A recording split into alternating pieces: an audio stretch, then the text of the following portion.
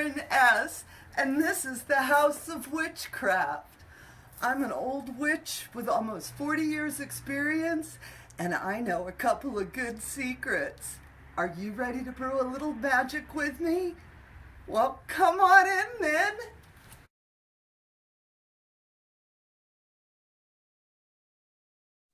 Hello.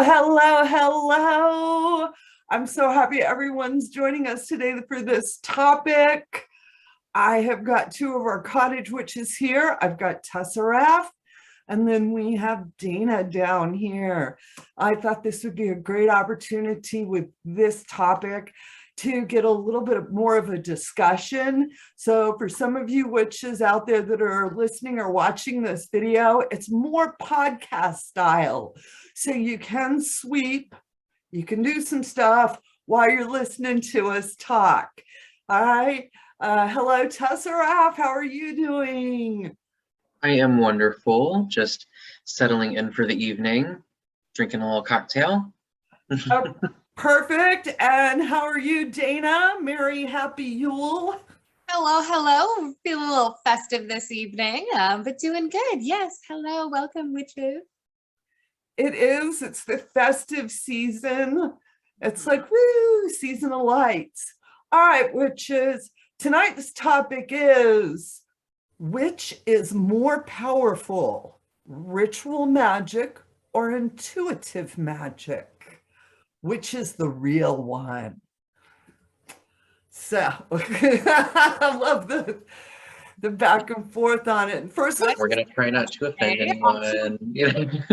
I hope not. But first, before we even talk, let's give a little intuitive magic definition. Yeah, let's define these phrases first so that we can move forward at least with the same idea. So we're working with intuitive magic versus ritualistic magic. My interpretation of that is, intuitive is what you kind of feel called to do. It's what your witchy intuition is telling you to do, whereas ritualistic is traditions that have been passed along. I think that anything to add to that, Teseraph?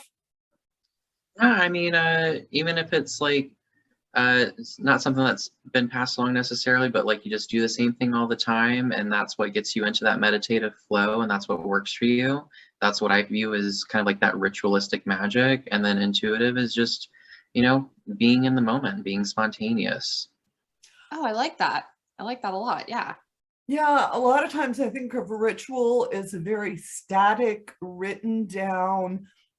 I have to follow these steps and I have to use this exact pronunciation and say it this exact way. Mm-hmm. As opposed to intuitive, doing what I feel compelled in the moment, and when we talk about these two types of magic, a lot of folks are, if it's not written down, then it must not be real. If I didn't read it in the 15th century grimoire, then, no, you can't. And think like intuitive magic, I think a lot of people think that it means you make up stuff. Mm-hmm. That's not the case at all. Like, I mean, well, I guess there is always that, that little bit of, variable in reality that someone is doing that and it's working for them.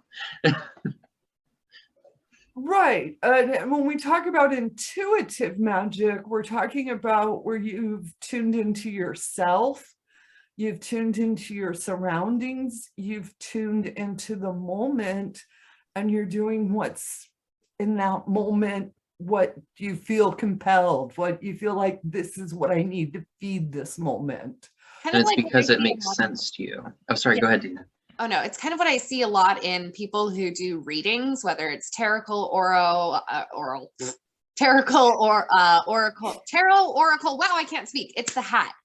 But different forms of reading is what I'm attempting to say. Divination. I've always found that the practitioners have their own way of how they're going to lay their cards, how they get ready for their cards, what it is that they're going to do. It's usually different amongst each reader, but I've always noticed that there's like some little ritualistic thing that they do right before they're about to be doing their readings for other people.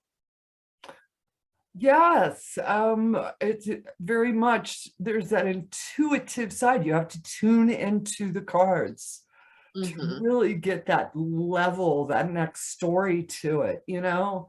And we were talking like ritual magic is very static, but it is a proven way to raise energy for some people. All right. Not everybody vibes on it. And I like to think of it as like, I'm going to borrow a bit from my pranic healing teacher, but he calls pranic healing the cookbook method of energy healing. There's a set of instructions. If someone comes to you and they have this issue, you do these motions with these visualizations until you get the desired effect. But they also acknowledge that there are people who just say, I'm going to see where the energy guides me, and then you end up to the same effect. So it's just different routes to the same end goal, whichever one's going to end up working for you. And when you're talking intuitive magic, that doesn't mean you're just sitting on a couch making up stuff. It means that you're doing a lot of research. You're really looking at its research, knowledge, and experience is what creates intuition. Where you got to get out every month under that full moon and do a working so that way you can look back upon and be like, yeah, this worked, this didn't, we're going to do this again. I'm never doing that again. Yep. We've all had some of those workings. We'll be like, don't tell folks. I wish Well, you could see that. And just, you had me think of this because when you're talking about like research and stuff, and like, so any of us that have been on our path for a long time, we've got favorite books, we've got favorite kind of, not necessarily traditions, but different subject matters that we like to go down the rabbit hole into. So it's like we're all, I think, doing research throughout our years on the path. And with intuitive magic, you're relying on all of that past experience, all of that past stuff. And I've had times where like I'm trying to put together a ritual and I've got like my favorite reference books and stuff out because I'm like, oh, there was something in here that I'm like, I need to just, you know, refer to it one more time. And I look through all my books and I can't find it. And it's like, it's just a mythological piece of information that I read or something. But it's like, then you have to just trust that intuition, be like, I know what I'm doing. I've already done the research. That's why I had this idea that inspired me in the first place. I need to just go with the flow. There's a reason I can't find the passage right now. I'm just going to go and be in the moment. So it's like, have your research, but also don't feel entirely restricted to it. Don't feel as though you have to find the exact, you know, biscuit recipe in order to make a new batch of biscuits. Like find another one on Pinterest. It might be close, you know, or invent your own in the moment. Like testing around, finding what works well for you and not being afraid to try different things out. If what you're originally doing isn't entirely vibing with you, then yeah, find a new cookie recipe, you know. But it's good to have those recipes, to have the backbone for it, to know kind of where it is you're supposed to be heading. That's always great. But I like what you said about not being limited by it.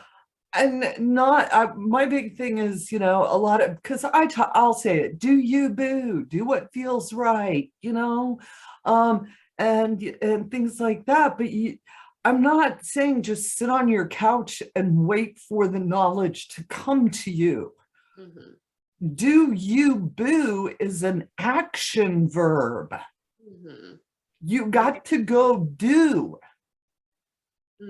And a lot of times when people talk about, you know, the intuitive magic, or when we get into folk magic, you know, they're like, oh, and they do that little look at you as, oh, well, you know, you're not studying, you're not memorizing, you're not taking this serious commitment to you know, do it the exact steps. And you're like, no, I've taken a serious commitment to stay in a state of wonderment and to explore.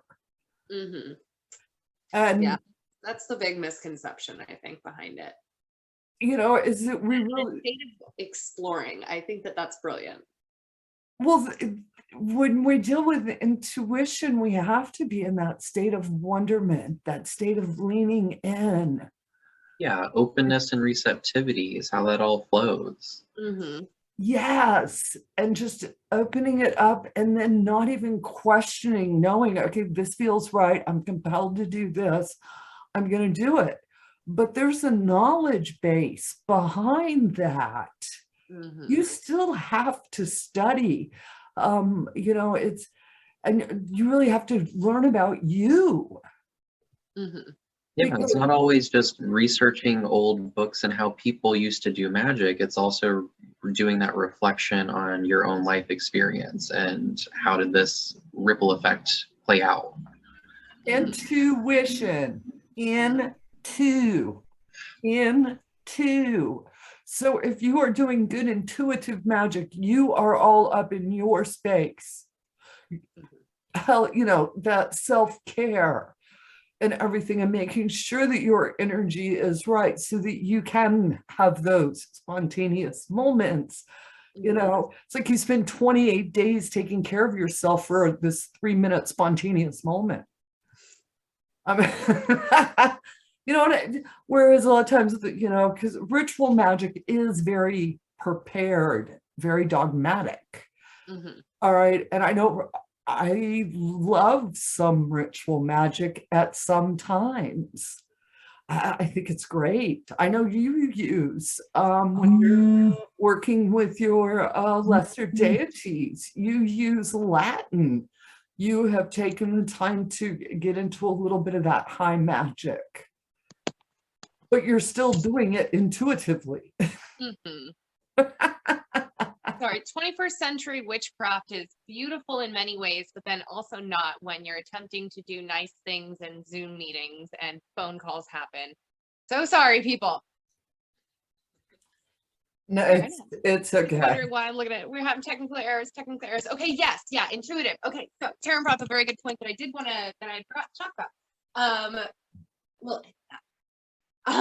When I work with my demons, when I work with my dark spirits, it wasn't the reason why I choose to speak to them at times in Latin. And that wasn't because I thought it would be cool because I saw it on some like show or I read it in some book or anything like that. I had a thought or an intuitive moment one day when I was thinking about these entities that I know on some level, on a base level, I know who they are and what it is that I'm working with, but there's also, these creatures and spirits that could be so old, they could date back to the start of creation for all I know. I mean, I'm only into their story. And so I chose to find an old dead language to talk to my ghosts and spirits in, because if they've been around for however long, I'm sure they've been around for a time of Latin. And unless they're from, the early or they're new age witches or ghosts that I'm working with, they're going to be like, why do you speak Latin at me? But it was an intuitive moment that I had that I thought of, I want to connect to them in a language that they can understand. I can, work towards English and whatnot, but I felt called to choose to do it in Latin because I felt like I could connect to them a little bit more with that. But it was not from something that I read or anything of that. Obviously, yeah, it's cool to sit there and it helps raise energies and it helps raise intentions and it helps you just feel like a cool witch sitting there doing these fun spells and getting in different languages, but there's a purpose behind it. And yeah, that was a big intuitive moment for me. I want to add that magic is both a science and an art. Mm-hmm. And I think you just gave a perfect example of that. There was a whole science behind it, but at the same time, that art was still coming into play, and the relationship, and that we all have to create our own painting. Like Da Vinci harmonizing mathematics and art. Well, again, when working intuitively does not mean that you don't have rules. We are still bound by the rules of the laws of the universe. We are still bound by the rules and laws of Mother Nature. All right. And I think a lot of times where I do see a big difference between the two types of magic is ritual magic has a tendency to want to command and compel. Teseraph when I was talking about this earlier, whereas intuitive magic is more of a go with the flow and nudge it a little bit over. Mm-hmm. You know, either that or, you know, as, you know, entice it over. Hey, look what I got. Shiny, shiny. Or like, hey, want to be a friend? Trying to be friendly and respectful. That's all. Mm-hmm. We're going more with the flow. We are staying within the laws of nature. We're recognizing like lesser deities have very dark characteristics, but they also have sense of humors. They also have places in the light, you know, and that they can be both. And I think you can be both very much into ritual magic and intuitive magic at the same time. Mm-hmm. All right, I think both have places, but I don't think that, I think the big thing is people are like, oh, you have to choose, or one is better than the other, or start trying to make arguments on this one is for really better for everyone because it's proven. This is just people making up stuff, you know? People get judgy about themselves and stuff, things that they're insecure about. And I feel like people have been doing something for so long, and when they get told that there's another way of doing it, they interpret that as in they're doing it the wrong way. And I think people can get a bit defensive about that. But yeah, I think we just keep that as, you know, spreading the message of you do you boo with the, you know, clause that it is an action phrase. You have to be doing something. Doing you is still doing something, but you have to get a little bit of a game plan going along there. And you have to work it. I'm sorry, Teseraph, go ahead. I don't know, I was just gonna say, and like if you do see someone and it's like, okay, you may have been, you know, blessing water for decades because you do it every full moon or however often you do it, and then you find another witch who blesses water differently. They're not doing it wrong. Just be like, that's cool. Show me what you're doing. Yeah. And then show them what you're doing, and then just have this cool bonding moment over it. But I think we just need to take a little step back from thinking there's only one way of doing things, when in reality, energy flows the way that we understand it to, because our thoughts very much dictate how the energy flows around us through our aura and things like that. So if you have this construct, this idea floating in your aura that energy should flow in a certain way when certain steps are done, that is how energy is going to work around you. Someone has a different understanding. It's not wrong. It's just different. And that's okay. Mm-hmm. I think that's the big thing. You know, there's many roads on the crossroads, in the crossroads of magic, and it's just another path. Mm-hmm. There is no embrace people embracing those different paths. Yeah, and for you know, for some, ritual magic is something that they work within. They like it as it is written, so shall it be done. You know, and for others, it's like, you know, their brains don't work that way, you know, and the idea of having to sit there and go through a list of things to do it exactly like this every time, that's not how their energy flows. Mm-hmm. Well, and you reminded me of something as far as like that kind of in between space where reality exists between, you know, is ritual or intuitive, right? I know we've talked about like in circle and stuff, like if we planned a ritual for, you know, one of the solstices or equinoxes, and if something doesn't go exactly according to plan, we know Daena that the ritual still worked and everything. And in a slightly different context, like doing an initiation ritual of sorts, and one of the healing traditions that I'm certified in, they are initiated in, there's a ritual to initiate members into the different levels and things, and some people get very elaborate with their ritual and very strict about the ritual, and the kind of like head honcho of the organization has said, you know, I have totally left out steps of the ritual, and guess what, everyone still had an awesome experience. They still had the same abilities afterwards as the people that had the full ritual. It's like the intention was set, the energy moved, and you had the experience. So it's like, energy flows, man. Stop trying to put in a box. And sometimes being too focused on that box can actually stop the flow of ritual. Karen and I will always joke about the story of the first night we met, how I botched a Mabon ritual. And one of the main reasons I think that I botched it so hard was because it was when I was doing my craft and I kept following back to the list. What's next on the list? I'd have a really cool moment. We're going to call the quarters, and all of a sudden Daena has to stop for 30 seconds because I need to go find my clipboard. Something was on the clipboard, and I don't know where the clipboard is. And I'm going to ignore the fact that I've raised 15 different people's energies, got them all in this magical state of mind, and now I'm going to go run and look for a clipboard and let that energy just. And I feel like that can tend to happen too when people can get a bit too stuck in it instead of just, you know what? Screw the clipboard. The clipboard wasn't supposed to happen tonight. Let's see what calls to me. What does my witchy intuition say?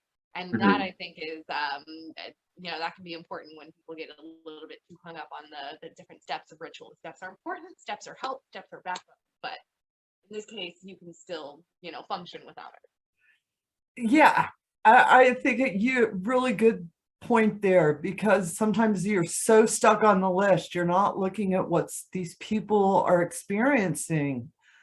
We've had many a ritual that we designed at the cottage, and then we got down in circle, we're like, yeah, that ain't working, and we're off doing something else completely different. But all that energy that we spent at the cottage went to circle with us. It's not that it's wasted or you didn't do it right. You did it the way you needed to do it in that moment. And I know for a lot of the neo-pagan folks, they do have that very strict ritual idea. And to begin with, it's good because it gives them a framework. But you reach a point where they need to put it down and start going to the next level, the next step of how does it make you feel? Yeah, get out of here, into here. Yeah, that do you boo really is that moment that should come out. You do need to study, no matter what magical flavor you have. It's going to require time, effort, commitment. I don't care what your magic system is, you need to be out there doing it every full moon. Yeah, and by study, she doesn't necessarily mean that you have to go and look up books and have flashcards and understand what correlates with South, what correlates with West and North, and I think that it's more so about getting the practical work done. Studying can be sitting in your grass field meditating and feeling how that feels, and spending 20 minutes doing that versus 20 minutes meditating under a tree in the woods, and which one feels better for you, or spending a week holding a crystal at night, holding a crystal during the day, and which one benefited you more and whatnot. It's about getting your hands in that magic and getting practical with it, and really, going beyond just the books as well too. So for all the witches out there that are like, don't make me read a book, Mama Taren, I didn't buy your books to support you, but I don't want to read it. It's not about just reading. It's go in your backyard. And honestly, like I ain't gonna lie, I heard you say one time, Taren, that it actually it made me more nervous than like a reading list. It was, if you want to be good at tarot, you need to be shuffling your tarot cards 3 times a day, minimum. It's not something you do just once a day and put it down. You have to do it a lot, and that's how you get good at it. That's a lot harder than reading a book, Taren. Why can't I just read a book? That's where, put the books down, go out in your backyard. Like you said, sit in the dirt, put your hands. We're reading the book club for all you witches. If you would like to join us, 13 Moons. We're doing New World Witchery, but I love his section where he calls it Dirt Under the Nails, where it's about going out and getting dirty. Go do it, whatever you're doing. All right. Within Conjuring, within Hoodoo, we talk about, how do you master the crossroads? Where there's several working for it that all have the same underlying, is that you have to go to the crossroads 7 days, 14 days, 21 days. Every night you have to go up to the crossroads with whatever gift you're wanting. If you want to be a fiddle player, a tarot card reader, whatever, you have to go up there every day to the crossroads to see if you will be blessed with the gift that you're asking. But what the underlying moral is, you got to do it every day. That's what it's saying. Work at it. Work at it. All right. You know, you keep working at it. You know, when I was, you know, reading tarot cards, I mean, I would do 4, 5, 6, 7 readings a day. And when you're doing that 3, 4 days a week for years on end, you become good. I didn't study, I just kept doing it. I had bad readings. I had readings where I'm like, oh, this is not working. I need to give the person their money back. You don't come out of the door just, you know, tearing it up. But working at it. And it doesn't matter if you're going to do a ritual memorized format or if you are working intuitively, both require commitment, all right, and to dirt under the nails. You know, I mean, you're never going to get good at the LBR unless you stand out there and mess all the words up at least 40 times. Can you do the LBR? Do you know how hard it is to do that, to not only speak that craziness, to imagine the whole flames and everything, and do those dance steps they want you to do alongside it, because they're dance steps. I'm gonna call them what they are. They're dance steps. That involves accessing 3 different parts of my brain at once. And I think I've successfully done it once in a kitchen, or in my kitchen with a butcher knife, trying to show a witch one time. And like, that was the one time I nailed it. I was like, boom, why can't I ever do this again?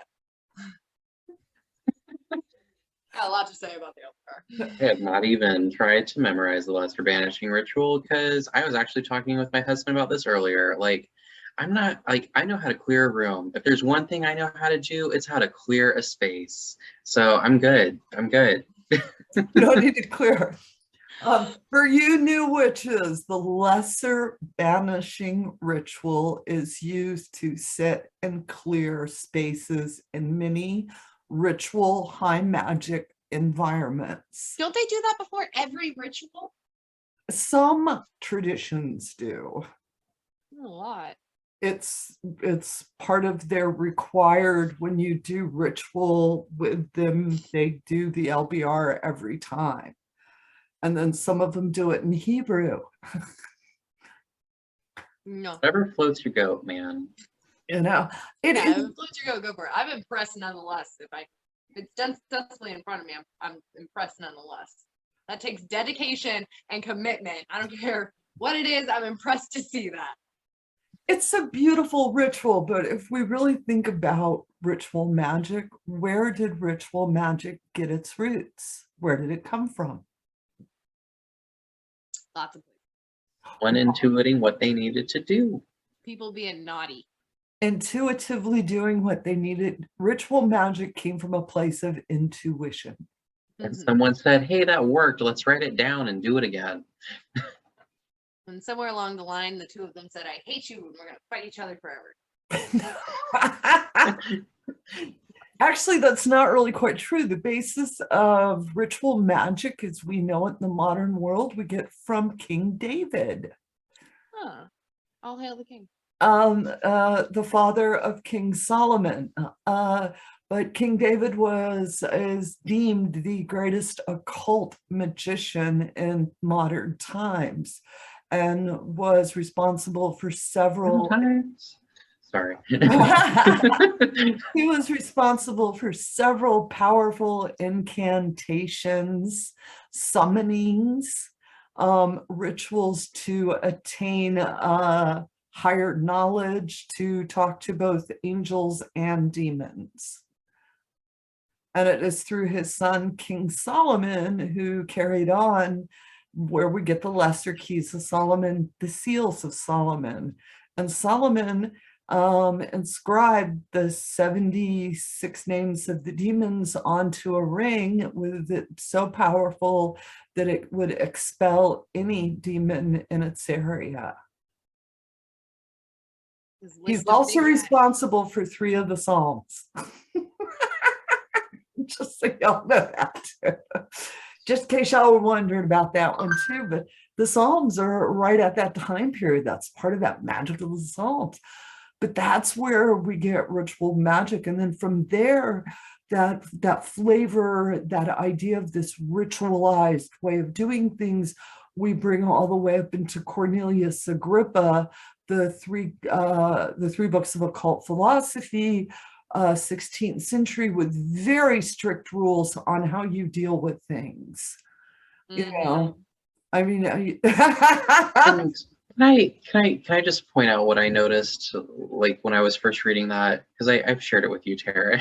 Like, I'm like, the Cornelius Agrippa, if you're interested in reading it, just so you know, like, he's working off of like medieval science type stuff, which a lot of it has been discounted and proven to work differently. And so I find it very fascinating that people say you can't just make things up, but you can create an entire system off of a belief that is founded to be not true in this physical reality.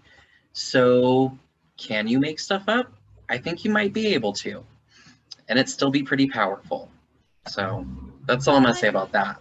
I think the idea of making things up, it's more so about the intent. And I think that can get overlooked by people at times, because no matter if I am sitting in front of a altar that is prepared with beautiful corresponding herbs, crystals, and a statue, or if I am standing in front of a very creepy monkey doll, for example, that has way too realistic skin, sunglasses, and a bandana on it that has been dubbed the housekeeper. I don't know who dubbed him the housekeeper. He's the housekeeper now. Someone made that up. One of my muggles made that up. But you know what? I don't touch that thing in front of me, because that right there is real. That is a real keeper of this house. I don't. And so, it doesn't matter if I'm trying to create this item of protection by blessing it with all of these different things, or my roommate comes downstairs one day and says, hey, the monkey protects us. And all of a sudden the energy is set, things are real, and all of a sudden the monkey protects us and nobody's touched monkey since I'm a kid. So made up magic can be just as real, because in my opinion, it's about the intent. Now, can you get a higher success rate in your ritual if you have all of these extra items in front of you that you automatically know and associate with, and therefore aid to your intent? Yes, I think that having specific tools that do have a little bit of history to them, and continuation of having that energy sent to that one item type thing, that can be very helpful as well. And it can help aid in a working. But witch is dedicated enough, and if she is, her heart of hearts knows she's strong enough, then she can do it on her own as well too, and have more of that made up kind of feel. And I think that's what people get confused with, accusing some things of just being made up and having no real merit to it, even though it is, that monkey's stronger than anything I can do, and a muggle did that. Well, I think like similar would be to folk magic witch's broom to a high magic mage's wand. Would be a very similar correlation that you're making. That mage would be like, that broom ain't doing nothing, and that witch is like, watch me. When I'm done sweeping the porch, your ass is mine. All right. Because the broom is very powerful for that witch. She has worked that energy on her broom just as intently as the magician has worked on his high magic wand. Just like your roommate's monkey that has an energy. I gotta show y'all the monkey one day. But that is just as powerful than a talisman that I would make at the cottage. Right. It's lots of different roads when we get into magic, lots of different roads, and we've got to really learn. I like what Teseraph was saying, just really learning to stop judging on each other and just a little respect. Mm-hmm. Ain't my biscuit recipe, and that is just fine. I don't have to teach them my recipe. I don't have to tell them their recipe isn't right. Start giving them notes on it. But understanding a lot of folk magic is very intuitive because we are working within nature. So we are constant in nature. It's changing. We have to change with her. Every day is a new day. Mm-hmm. One day sunshiny, the next day's windy. And that is where I think some of the high magic ritual folk aren't really taking all of that into consideration. You know what I mean? It's when you're on your side of the yard, it's easy to be like, I've got the best patio furniture, you're in your yard, you're like, my stuff's the best. Mm-hmm. I don't want to hear about your crappy furniture,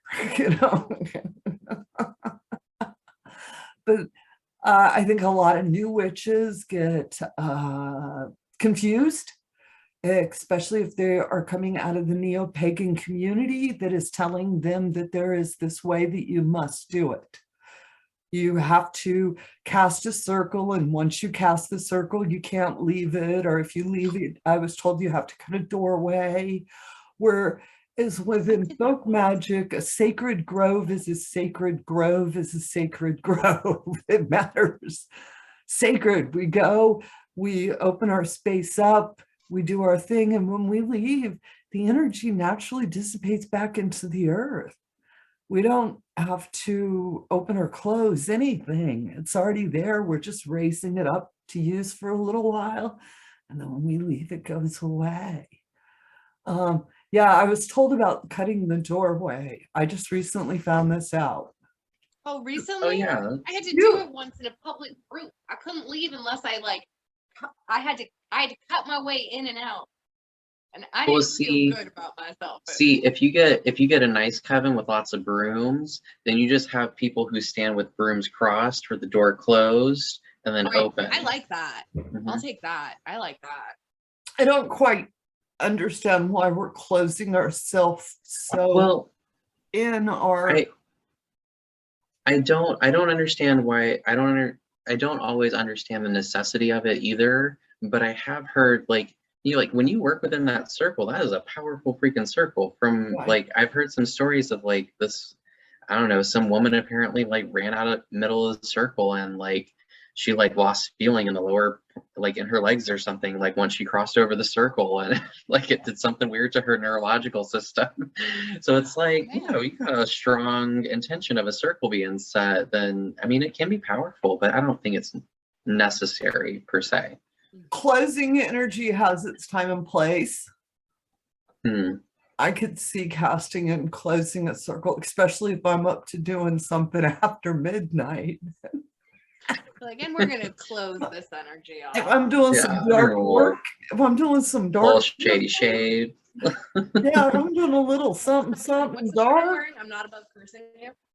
That's where let me cast my circle, keep my shit in here, and that way when I shoot it off, I'm shooting it off exactly where it needs to be. But for me, when I'm under a full moon, I want to connect to everything.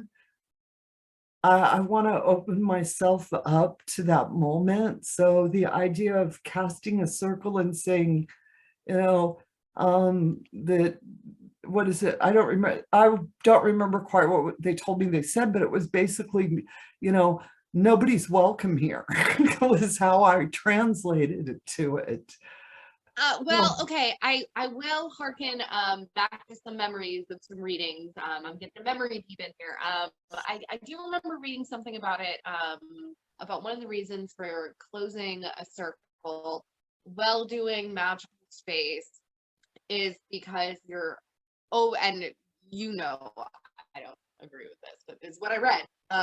Is because when you're opening up magic space, that you don't always know who it is that you're opening that door to, and so you're creating basically a safe space because you're saying, hey, listen, I'm gonna be doing some magicy stuff and I'm gonna be bringing in some magic energy, but I don't exactly know who that's going to be. So I'm creating this circle where I may play in this magical energy, but nobody is allowed in unless I say they can come in, because I don't know who is going to be around. Well, That's valid. I can see that. Like if you're, it's kind of like opening, like walking into a room with no lights on and being like, all right, I'm gonna turn the lights on, but only friendly people should be in the room, right? Right?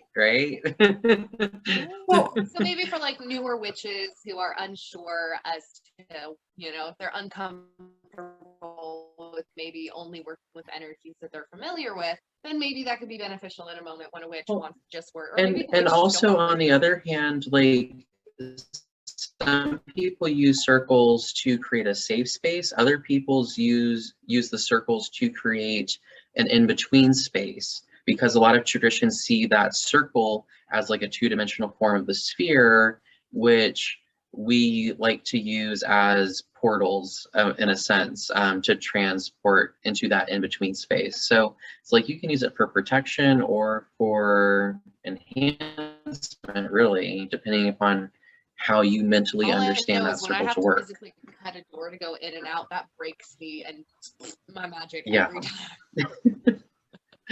I think what it Every time. is learning a repertoire, learning there are different circles for different circumstances, and that one way may not always be the way you need to do it.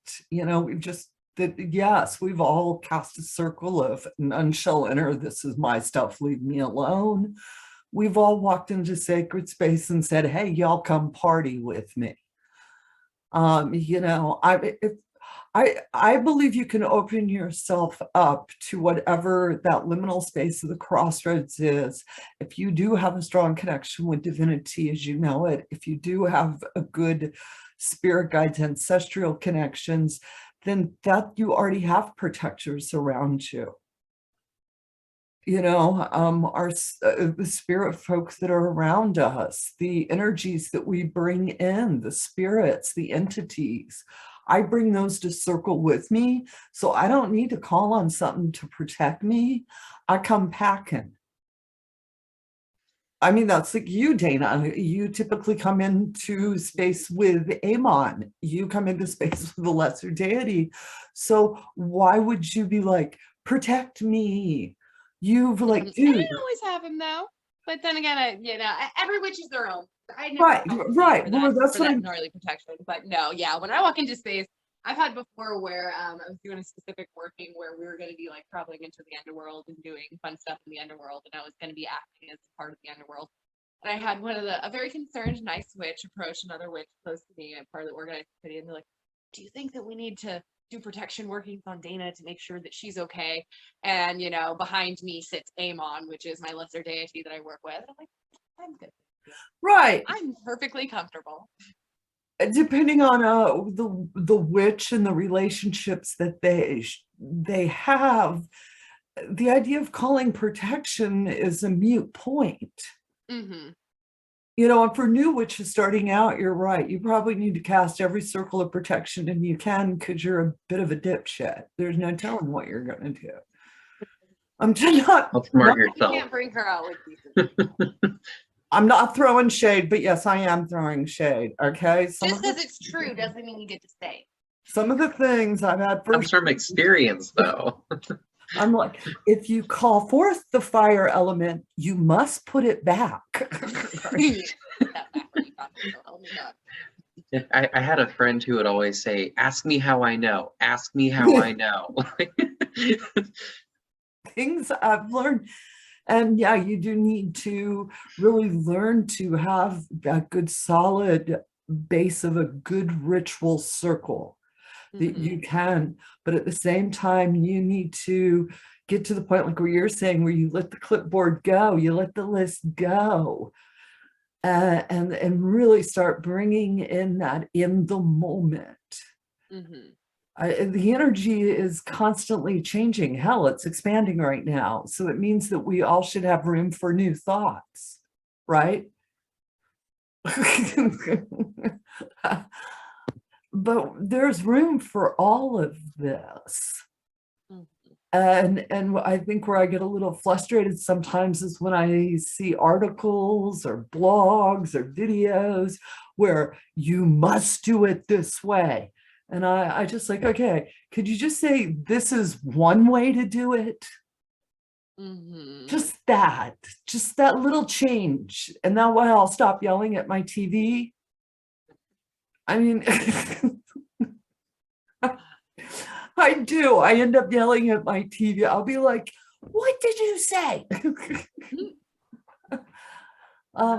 Because it's supposed to, magic comes from within. Well, I don't care where magical system, traditions, it all has to start with you.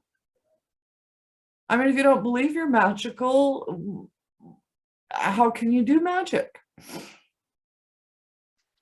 On some level, you have to believe, don't you think? Oh, yeah. You have to have faith. I mean, it doesn't, I mean, every tradition, they have a different word for it, but faith, belief, like, will, whatever you want to call it, like, you got to know what's going to happen. Yes. And to, really work on yourself. If you're looking, you want to be a strong, powerful witch, all right? That's going to take years in the makings. I mean, probably 25 years before I could walk in a room and like my energy was, that, oh my God, who just walked in? That was years and years in the making. Now I try to hide my demon wings. I'll be like, I'm going to blend in. Don't mind me. That's right. But really learning to take control of your own energy and being able to shift it is not, I'm going to do this in a moon or two. I'm going to do this in a year or two. These are things in which are decades in the making. I mean, I have so much respect for so many of the elders in the community because I know the commitment they've done. And I think a lot of our new folk they don't see it. It's like you see the web page on the front end and all the, wow, how easy, but they don't understand all the back end it took to make it look that pretty. Where it's the microwave Insta Witch. I want it in 30 seconds. Fix it. Oh my God, microwave easy bake witch.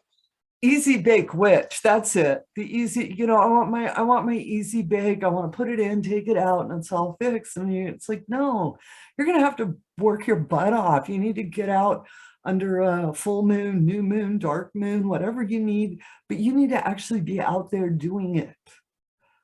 You need to be sitting up an altar. Like you said, sit in front of it, see how it makes you feel. Put black candles on it, see how that makes you feel. Put pink candles on it, see how that makes you feel.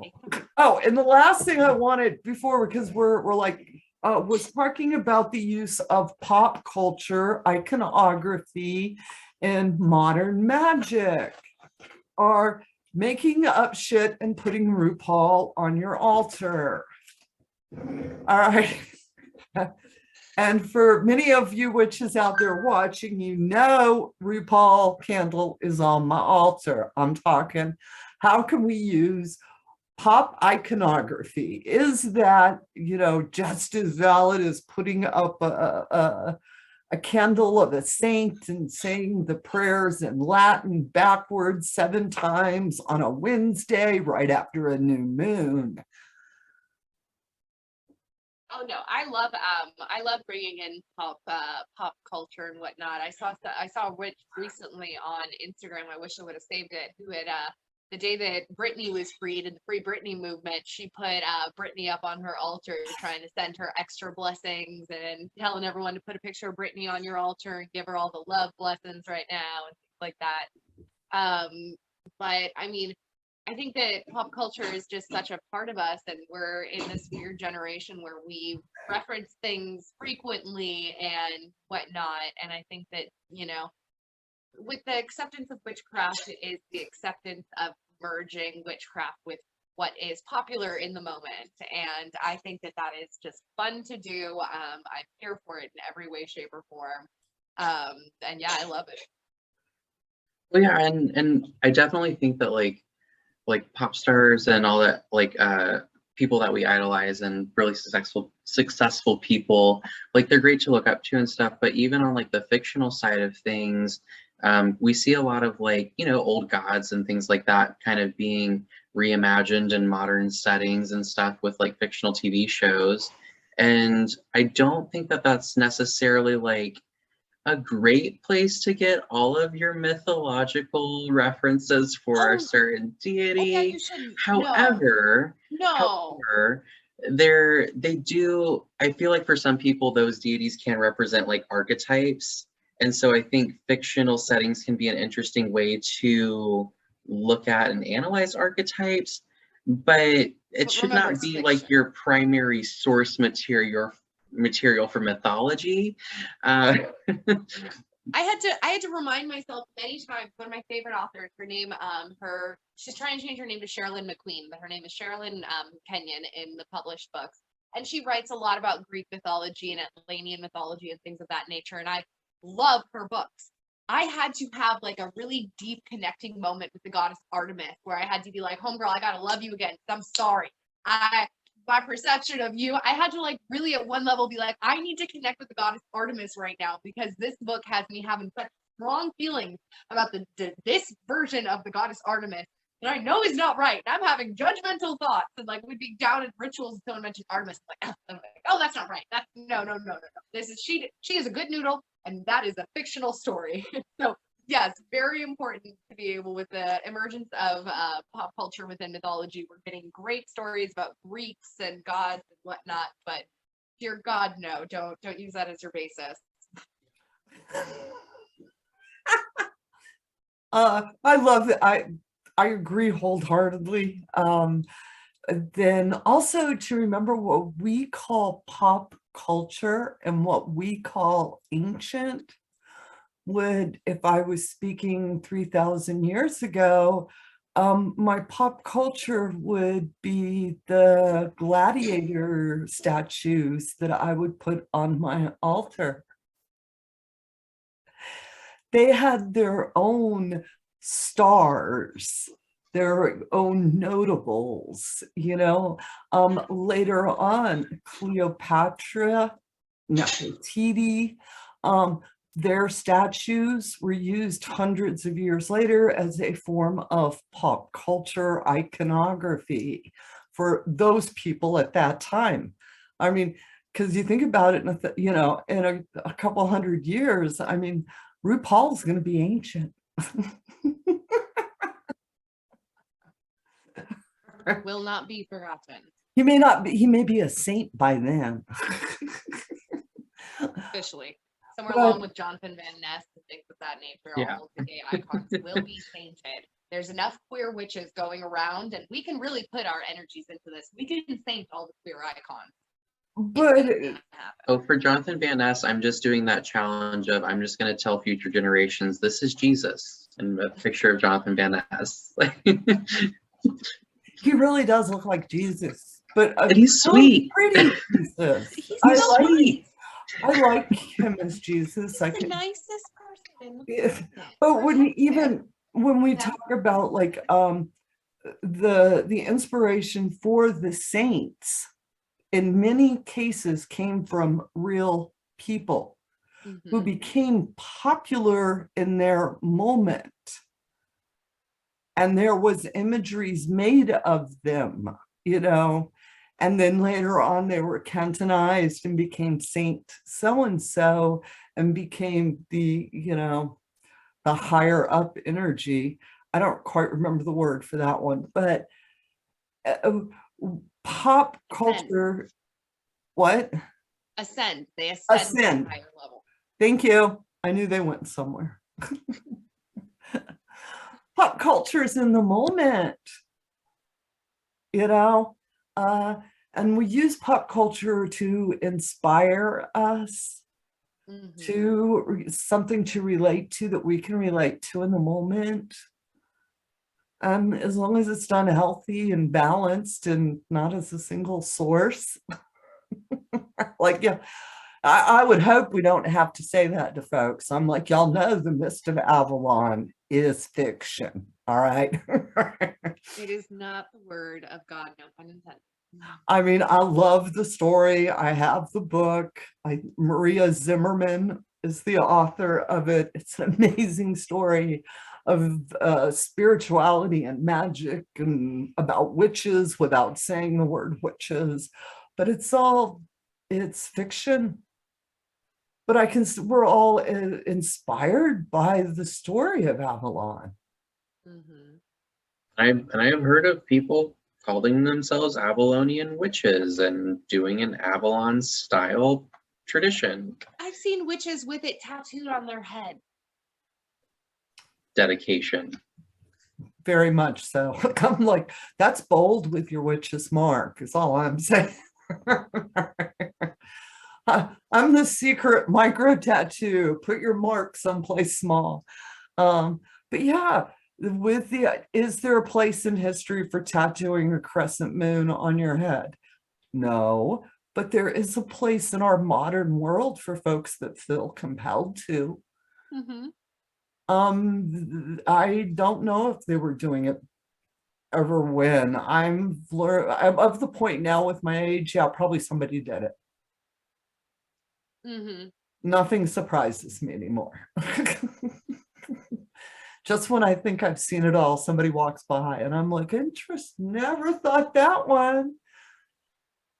But we can use pop culture iconography. I love the whole phrase. It sounds like we're doing something really good, you know? It's like, yes, you can put Superman on your altar. If you feel that those are qualities that you want to work on within yourself and you need a physical reminder of it, is that not a good way to do it? Right, or if you're trying to summon you a sweet boy from the South who grew up in a cornfield and respects his ma, Superman on your altar.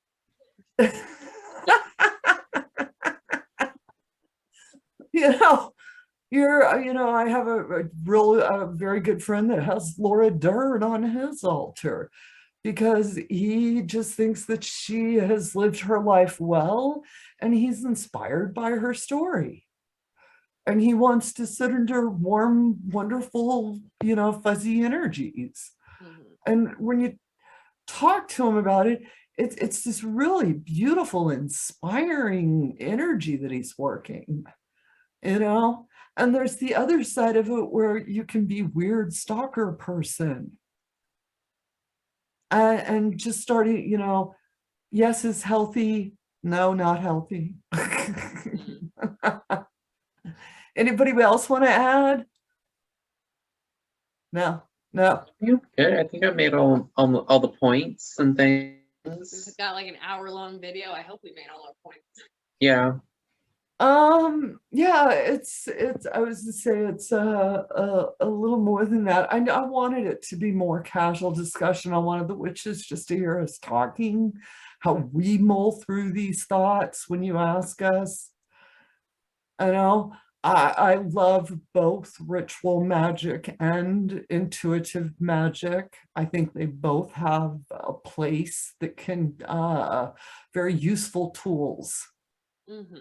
And that you need to have an understanding, even if I'm an intuitive witch, I'd at least have some sort of working knowledge of the other side of the fence.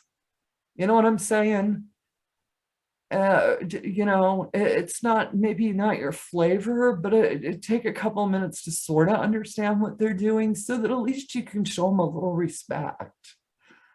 And it goes both respect. There's so many different types of ritual traditions and stuff. Like, keep exploring. And when we talk about different magical systems, we could have a whole different, there are so many of them. And I think a lot of the neo-pagan folk only think within that small sliver, not understanding the magic community is this big, there's this much neo-pagan in it. They are at times the loudest witches in the room, but they are by no means the only witches in the room. And that's where I'm like, can you please just give another choice, or let's not choose at all? Don't say we have to do it this one way. You know? This is the way to do it. You know, We've already been doing it just fine over here. you know, and This is why they started wars. What? I said, this is why they started wars, because people just couldn't play along with each other. Everyone had to be like, my way, my way, no, no, no, my way, no, no, no, my way, my way. And I had a great counselor that said, we can always talk about religion so long as you understand that mine is the right one. and I want to counter all of that. Instead of talking about our differences, why don't we talk about all that we have in common? Exactly. And I like that a lot. you know, they're both great. There's so many flavors of magic, and they're all good flavors. Go try them out. See which flavor you like. The best one is the one that makes sense to you as an individual person. You know, some of the witches love their Diana girlfriend only circles. Other witches want the variety of all different people. Some we have all male groups. All right. And they're all great groups. And it's finding yours and the different types of magic. I would, yes, go work within a system if you feel compelled, but it's not going to make you any more powerful, smarter, or give you the edge off of somebody who hasn't. If they've spent just as much time and commitment on their magic, they're going to be doing just fine. Mm-hmm. You know, they don't need to know Latin. That's what we're talking. I think the most powerful tool a witch can have, y'all want to hear it? A shovel. Oh, I like that. I thought you were going to say yourself, but you went dark and I like it. Oh. No, most powerful tool a witch can have is a shovel. Preferably a full shovel and not a hand shovel.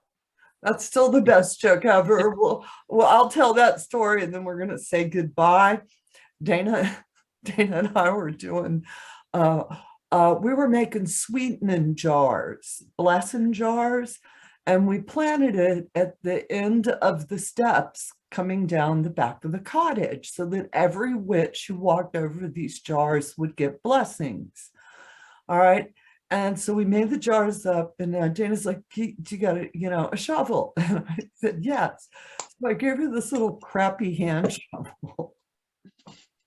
And I had to dig 2 holes. We did another video that day later about not happy jars. And let me tell you what, I wasn't happy digging that jar, the second hole with a hand shovel. So and if Southern California, I mean, this is some hard dirt. You got to get like a pickaxe on this stuff. So she's, I mean, like literally picking away at the dirt. And she dug the hole and everything else. And then she's saying a couple days later, we were doing another jar, and she goes, she's like, I'm not going to dig this hole. And I was like, that's fine, I will. So I went and got. No, you sent another witch. You sent another witch to dig the hole, but you gave her the big shovel. The real shovel. And I walk out and I see this happy little witch just over there la-di-dying, digging this hole, and I just scream, favoritism! Favoritism! We had to dig the other hole, and she was like, do you have a bigger shovel? And I'm like, yeah, I sure do. And I have a really nice big shovel with a good foot pad on it, so you can really hit it hard. And Daena lost her mind. And then I told Daena, I'm a dark witch. You know that I have a flashlight collection that I wait for people to ask me for a flashlight. And I tell you, I have a collection of flashlights. And then you get, sure, it doesn't work. None of them do. It's a collection of non-working flashlights. I got like 30 of them. Evil witch. She's evil. They're literally in Talking about the dark witches. This is what we For years, I'd find these damn flashlights at the farm. They didn't work. I put them in a box. I'm like, I got a flashlight collection. People are like, you need a flashlight? Do you have a flashlight? I'm like, I got a whole collection. You know, they go get they're like, it don't work. And I'm like, I know, none of them work. You didn't say if you wanted a working flashlight. You didn't say if you wanted a big shovel. Specify. And so that's that dark witch coming out. It's pretty twisted.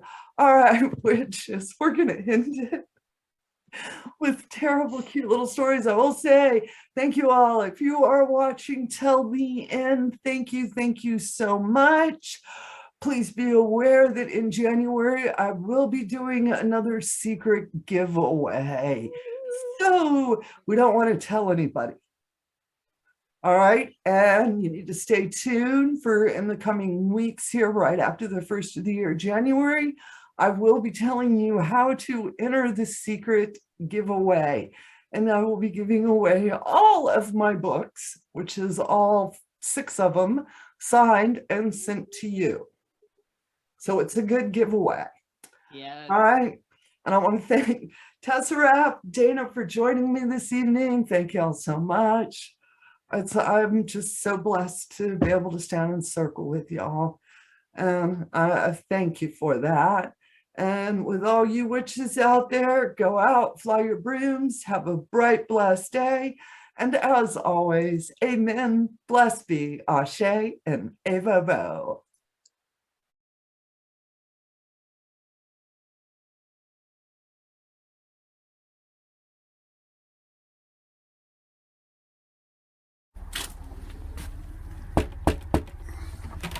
Hello, I've been waiting for you and you're late. I want you to know that I've been standing in this cottage because I knew you were showing up. Could you please get your butt in here now?